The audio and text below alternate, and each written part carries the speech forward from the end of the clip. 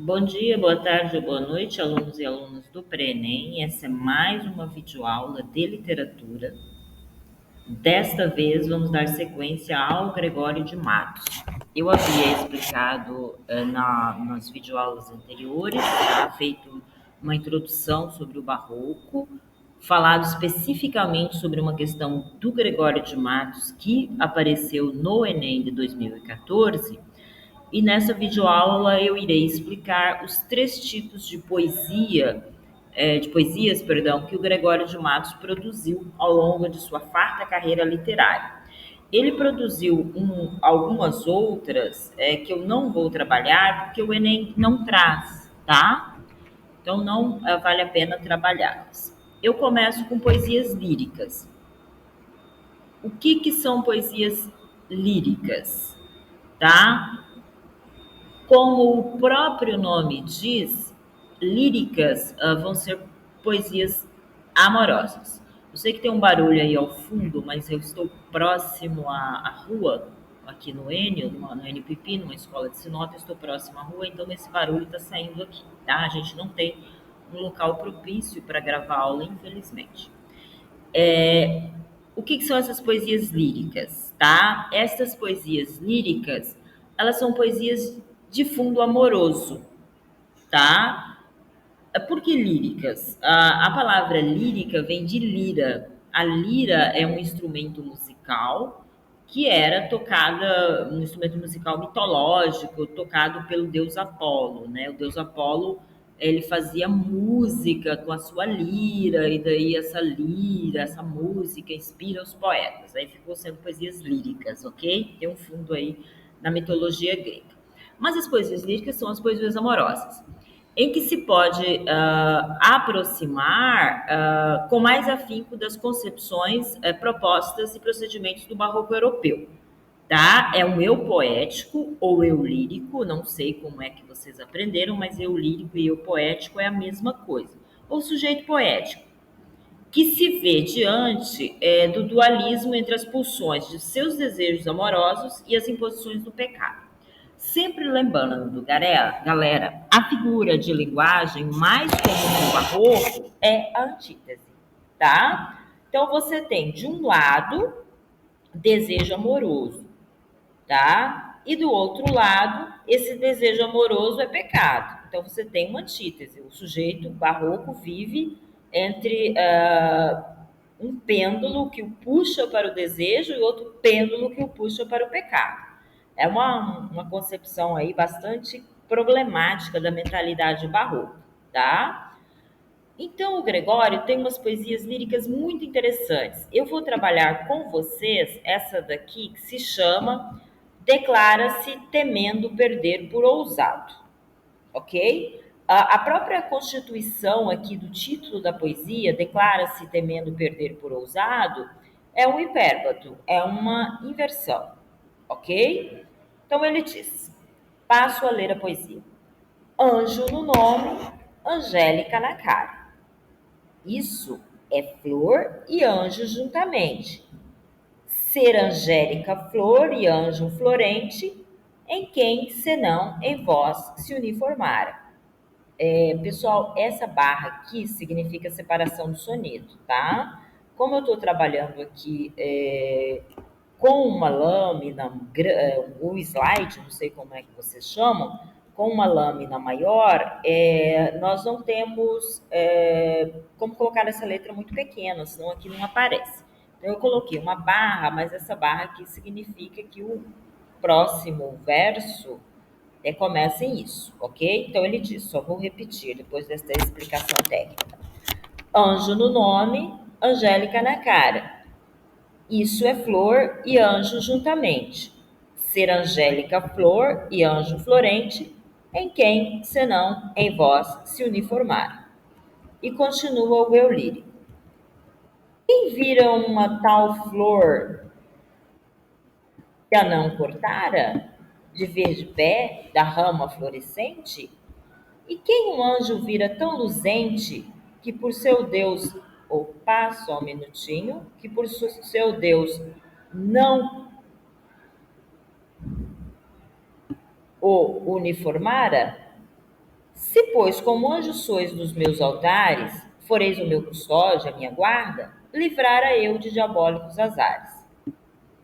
Mas vejo que por bela e por galharda, posto que os anjos nunca dão pesares, sois anjo que me tenta e não me guarda, ok? Linguagem cheia de maneirismos, né? Cheia de jogos de palavras, de hipérbatos, de antíteses, de paradoxos, de metáfora. Linguagem do barroco, tá? Não é por isso poesia cultista, tá? Por isso poesia que explora jogos de palavras, ok? Vamos voltar ao soneto. Ele está, o eu lírico, dizendo para uma mulher: anjo no nome, Angélica na cara. Então ela se chama Angélica. E ela é angelical, ela é um anjo. Isso é flor e anjo juntamente. Então ela é uma flor e ela é um anjo. Aqui eu tenho duas metáforas. Ser angélica flor e anjo florente. Veja como ele está explorando os recursos sonoros da poesia. Flor florente. Esta é uma figura de linguagem chamada aliteração, que explora o som, jogos de palavras, tá? Então, essa mulher é ao mesmo tempo flor e anjo florente. Então, a flor e o anjo se uniformou nela. Ela se transformou numa flor ao mesmo tempo e num anjo. Só que daí, galera, tem uma questão que é paradoxal. Você não pode ser ao mesmo tempo uma flor e ao mesmo tempo um anjo, tá? Então vamos aqui para frente desenvolver esse paradoxo que o eu lírico traz. Segunda estrofe. Quem vira uma tal flor que a não cortara, de ver de pé da rama florescente? Ou seja, isso aqui é um hipérbato, né? Veja, quem vira uma flor que não a cortara, de ver de pé da rama florescente? Percebam a inversão? Então, ele está dizendo basicamente isso.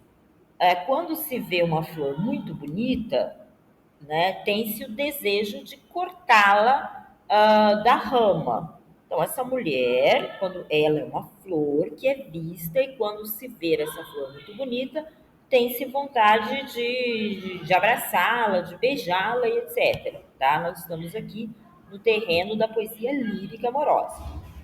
Mas aí ele coloca um problema.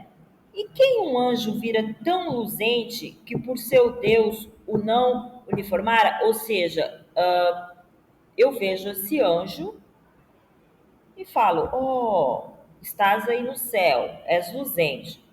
Mas os anjos, pessoal, são, né, criaturas, são seres sagrados. A flor está no céu, tá? E as flores são coisas do mundo, são mundanas, estão na terra. Isso aqui é um problema, tá? Se a mulher ela é flor e ela é anjo ao mesmo tempo, nós vamos ter aqui um paradoxo. Se, pois, como anjo sois dos meus altares, foreis o meu custódio e a minha guarda. Custódio é um instrumento protetor, tá? Livrara eu dos diabólicos azares. Então, se ela é um anjo, ela tem que me proteger de todas as tentações, dos diabólicos azares. Só que o grande problema deste eu lírico, galera, é que ele deseja essa mulher. Mas veja que por bela e por galharda, galharda é uma palavra de um português arcaico, muito antiga, significa elegante. Mas ela é bela, ela é galharda. Posto que os anjos nunca dão pesares, ou seja, ela é bela e galharda, mas os anjos nunca nos dão pesares. Ou seja, eles nos protegem.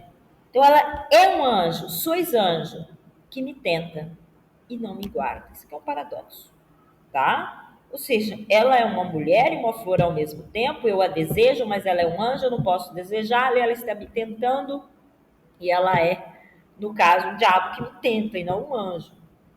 Perceber o conflito do barroco aqui, nessa lírica amorosa do Gregório de Matos, é um cara entre o amor e o desejo e o pecado. É uma mulher que é uma flor terrena, né, do mundo terreno, mas ao mesmo tempo é um anjo espiritual, tá? Ela tenta, ele não guarda. Então nós temos aqui uma poesia barroca lírica com todos os jogos de palavras, com as inversões, com as figuras de som, com as metáforas e com essa fortíssima concepção de paradoxo, tá? Isso é uma lírica amorosa do Gregório de Matos. Existem outras belíssimas, quem se interessar, é só me mandar aqui o pedido pelo WhatsApp, que eu envio sonetos e gravo áudios comentando eles, ok? Prosseguindo, tá? Agora nós vamos para aquilo que a gente chama. Aqui eu coloquei algumas características interessantes, mas eu já coloquei tudo isso oralmente para vocês, tá bom? Nós vamos para o segundo tipo de poesia que o Gregório de Matos fez, que é a lírica religiosa, tá? Em que ele pôde elaborar poeticamente temas diretamente relacionados ao universo cristão, como, por exemplo, o amor a Deus, o arrependimento e o pecado, tá? Então, o nosso poeta, o Gregório de Matos, ele não foi só um boca do inferno, essa metáfora cunhada lá no Brasil Colônia para ele. Ele escreveu poesias líricas religiosas belíssimas, tá? Ele é um poeta completo, ele fez de tudo, poesia satírica, religiosa, lírica, filosófica, poesias assim de um besteirol enorme, tá? Uma sátira ligada à escatologia, tá? A escatologia são termos baixos da sexualidade humana, né? E tem poesias, por exemplo, que tem palavrões, tá? Eu não vou trazer essas, porque o Enem geralmente não as cobra. Ele cobra sempre essa tríade: lírica, religiosa, lírica amorosa e poesia satírica, tá? Essa escatológica que leva mais para palavrões, o Enem nunca trouxe, tá? Quem trabalha muito com essa escatologia é a USP. A USP gosta muito do Gregório de Matos, tá? Tanto é que os poemas, alguns sonetos escolhidos dele fazem parte, são leitura obrigatória da lista de livros da FUVEST para ingresso na USP, tá? Não é o caso do Enem. O que é essa poesia lírica religiosa dele, então? Vamos ler uma? Tá? Só um minutinho aqui, que eu vou colocar lá no slide direto. Diz o eu lírico: pequei, Senhor, mas não porque hei pecado, da vossa alta clemência me despido. Antes, quanto mais tenho delinquido, vos tenho a perdoar mais empenhado. E ele continua: se basta a vós irar tanto pecado, a abrandar-vos sobeja um só gemido, que a mesma culpa que vos há ofendido vos tem para o perdão lisonjeado. E ele prossegue: se uma ovelha perdida já cobrada, glória tal e prazer tão repentino vos deu, como afirmais na sacristória. Eu sou, Senhor, a ovelha desgarrada. Cobrai-a, e não querais, pastor divino, perder-se na vossa ovelha a vossa glória. Tá? O que nós temos aqui? Olha só, o que esse eu lírico diz? Pequei. Tá falando diretamente com o Senhor. Pequei, Senhor. Ah, mas não porque eu quis, tá? Quando eu pequei, eu me despiz, né? Eu fiquei descoberto da vossa clemência. Antes, quanto mais tenho delinquido, ou seja, quanto mais eu tenho sido um delinquente, um pecador, vós, Senhor, tenho a perdoar mais empenhado. Percebe aqui o que ele está falando? Ele está falando diretamente com Deus. Se basta a vós irar tanto pecado, ou seja, Deus fica bravo, fica irado com tanto pecado, a abrandar-vos, ou seja, a abrandar o coração de Deus, subir um só gemido. Então basta eu balbuciar que estou arrependido, que a mesma culpa que vos há ofendido vos tem para o perdão lisonjeado. Galera, é basicamente isso que o eu lírico está falando. Olha, Senhor, eu sou um pecador, mas quanto mais eu peco, mais o Senhor aí, Deus, se empenha em me perdoar. Pessoal, isso não são ensinamentos bíblicos, tá? Nem atuais e nem do Brasil colônia. É o Gregório de Matos fazendo essa poesia religiosa, que tem um pouquinho de criticidade e sátira aqui também, tá? E ele continua, agora ele vai buscar um intertexto com a Bíblia, conforme aquele soneto que caiu lá no Enem de 2014, em que ele traz o intertexto do Antigo Testamento, em que ele cita a fuga dos hebreus do Egito. Aqui ele vai trazer uma parábola da Bíblia, que é a parábola da ovelha desgarrada, que é um texto belíssimo, recomendo a leitura. Ele diz: se uma ovelha perdida já cobrada, glória tal e prazer tão repentino vos deu, como afirmais, Senhor, na Sacra História, na Bíblia. Então, uma ovelha estava lá perdidinha, né, à noite na montanha.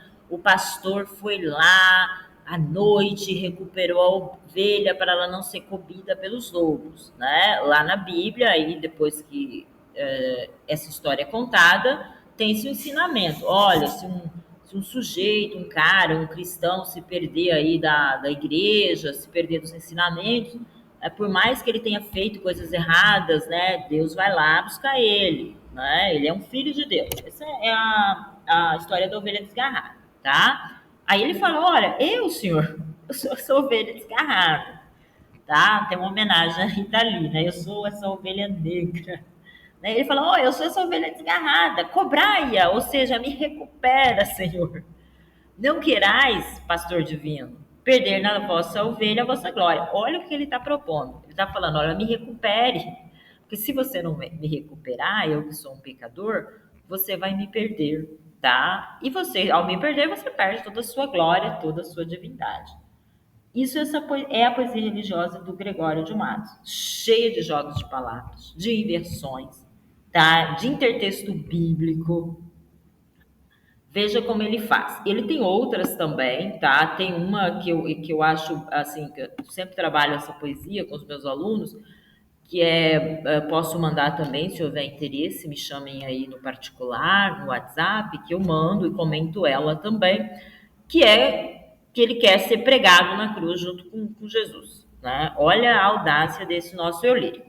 Aqui eu faço, tem uma análise aqui, tudo isso que eu disse a vocês, só vou dar uma retomada, né?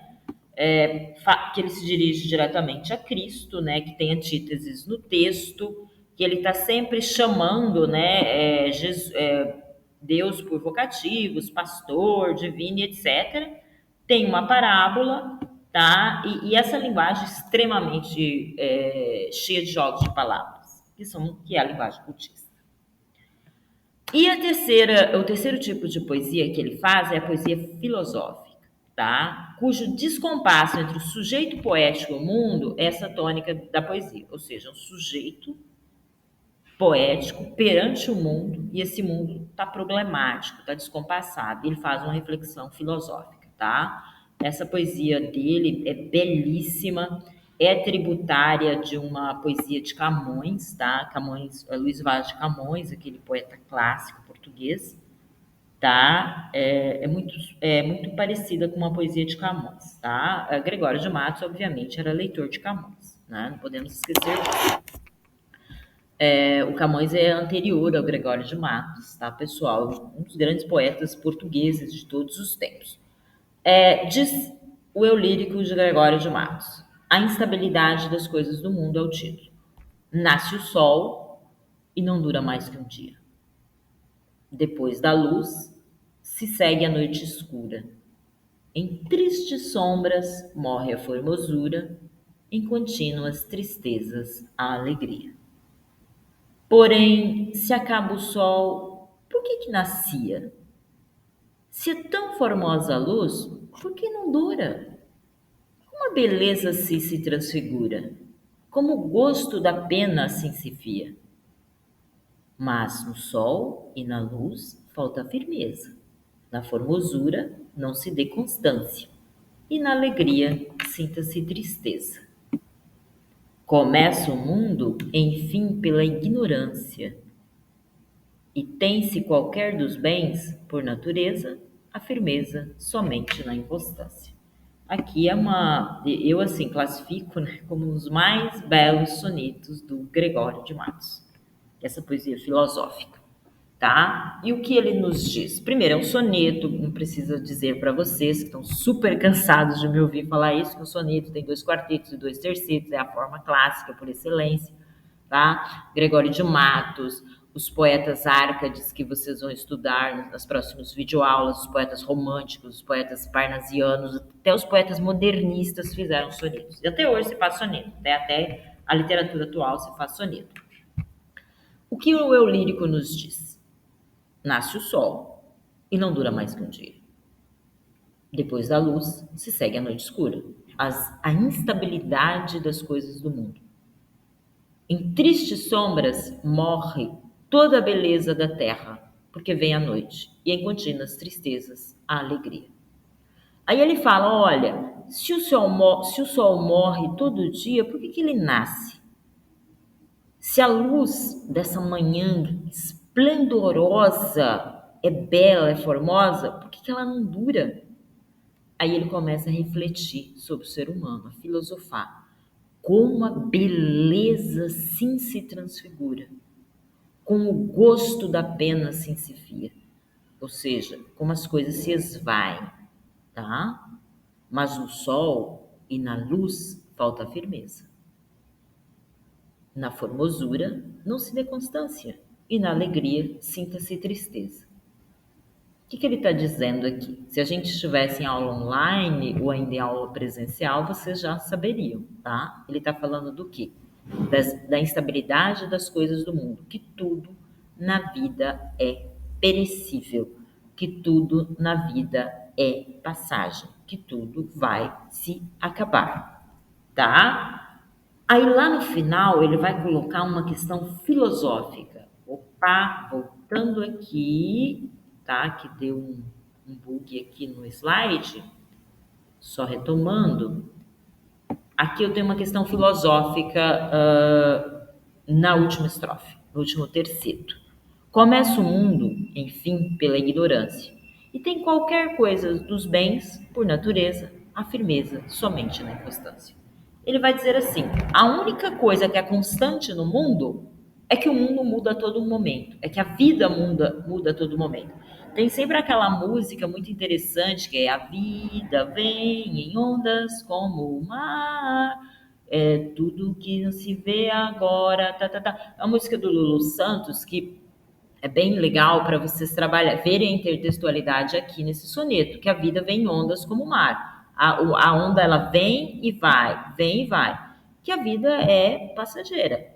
A única coisa que é constante, tá, é que a mudança ela ocorre todos os dias. Todos os dias o sol nasce, o sol se põe. Tá? Os egípcios têm até aquela lenda belíssima, né, que vocês conhecem, mitologia egípcia, se não conhecem, procuram conhecer, do deus Osíris e Íris, né? Ele navega, ele sai do barco quando o sol nasce, né? Ele navega no seu barco pela terra, né, pelo céu, até chegar no final quando o sol se põe. É assim que a mitologia egípcia via o nascimento do dia, né? Os egípcios cultuam o sol, né, que é o grande deus deles, né? Da mitologia egípcia antiga, não hoje. Hoje o Egito é um país muçulmano por excelência. Mas a mitologia antiga, o sol era super cultuado pelos egípcios. Então, o nascimento do sol até o pôr do sol era onde o deus viajava pelo seu barco através do universo, tá? E o que o Gregório está propondo aqui, depois desse parênteses de mitologia egípcia, é dizer, olha, a única coisa constante no mundo é que as coisas são inconstantes, tá? Ele está refletindo sobre a vida que nós não somos permanentes no mundo, tá? Que toda essa beleza do ser humano, tem pessoas muito ciosas que cultuam muito a beleza, ele vai dizer, olha, isso não dura, tá? A beleza se transfigura. Se vocês lembrarem daquela primeira poesia barroca cultista do Gôngora que nós trabalhamos, que a mulher era bela, era lírio, ela várias comparações que ele fez, e depois ela era prata e flor crestada, ou seja, veio a velhice e toda a beleza foi transfigurada, né? Obviamente, a gente não está no século XXI para discutir aqui a beleza da mulher, da velhice, etc. Essa é uma pegada do século XXI, tá, pessoal? Não do século XVI. E, por fim, nós temos as poesias satíricas, tá? Já estudamos aquela de 2014, que caiu no Enem em 2014. Agora eu trago aqui uma satírica para vocês, pelas quais, né, poesias satíricas, pelas quais o Gregório ganhou esse apelido aí de Boca do Inferno. Ele criticava de modo impiedoso, irônico e escrachado a realidade sociocultural do período, bem como os diferentes grupos sociais da Bahia da época. Se vocês não assistiram, assistam o vídeo do professor João Adolfo Hansen, ele é um especialista em Gregório de Matos, é um grande professor de literatura brasileira, infelizmente aposentado, mas que dá muitos cursos ainda, e ele tem uma tese de doutorado super antiga, da época que possivelmente vocês não eram nascidos, com certeza, que ele estudou Gregório de Matos, que se chama Sátira e o Engenho. Então, o professor Hansen conhece a fundo a obra do Gregório de Matos e todo esse contexto da Bahia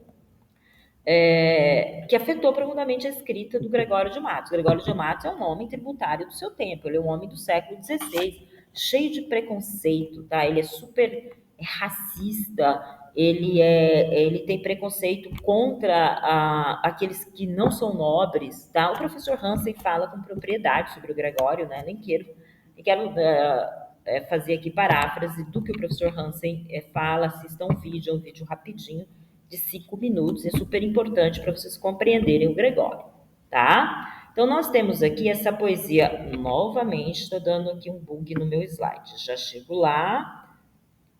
Esta poesia satírica que vamos estudar, que é conselhos a qualquer tolo para parecer fidalgo, rico e discreto. Lembrando, Gregório era fidalgo, ele era filho de nobres. Ele desprezava as pessoas que enriqueceram no Brasil, os comerciantes, devido ao trabalho. Tá? Ele desprezava as pessoas que enriqueceram por trabalho. Ele não é burguês, tá, pessoal? Ele é nobre. Tá? Os burgueses vão aparecer bem representados na literatura no romantismo. Tá? A poesia árcade, a poesia barroca é a poesia feita por nobres. Tá? Os burgueses só vão surgir, são ser valorizados no romantismo. Tá? O Gregório se acha, né, fidalgo, e quem não é fidalgo, por mais rico que seja, é sempre alguém à margem, tá? Não tem a nobreza. Isso aí é uma ideia absolutista, tá? Datada, super datada daquela época. Dizer, bote a sua casaca de veludo e seja capitão sequer 2 dias. Converse à porta de Domingos Dias, que pega fidalguia mais que tudo. O que ele está falando aqui? Está tirando sarro. Olha, se você quer ser um fidalgo, se você quer ser um nobre, arruma um casaco, uma casaca de veludo. Galera, veludo é um tecido super quente para usar na Bahia, Nordeste, naquela época do Brasil colônia, só sendo muito louco. Eram os nobres, tá? Eles usavam veludo, tá? Porque veludo se usa em Portugal, em França, em Alemanha, porque são países, né, europeus que em épocas do ano é muito frio, então você usa o veludo. Mas para o Brasil tropical, Nordeste, Bahia usar veludo, opa, não é legal. Mas eles usavam veludo para dizer, olha, nós somos nobres, tá? Para se diferenciar do povo, das pessoas escravizadas, tá? Dos índios que usavam pouca roupa e das outras pessoas. Então eles trajavam casaca de veludo. E ele fala, ó, se você quer ser um fidalgo, bota uma casaca de veludo, seja um capitão, né? Capitão Mor, capitão fulano, esses eram os títulos da nobreza. Tá? Eles sempre tinham, além de títulos de nobreza, tinham títulos militares. Tá? E seja capitão sequer 2 dias. Converse à porta de Domingos Dias, que pega a fidalguia mais que tudo. Então você vira um fidalgo. Aí ele fala, seja um magano, um pícaro, um cornudo. Vá ao palácio e após das cortesias, perca quanto ganhar nas mercancias e que perca o alheio esteja mudo. Ou seja, Olha só o que ele fala: seja uma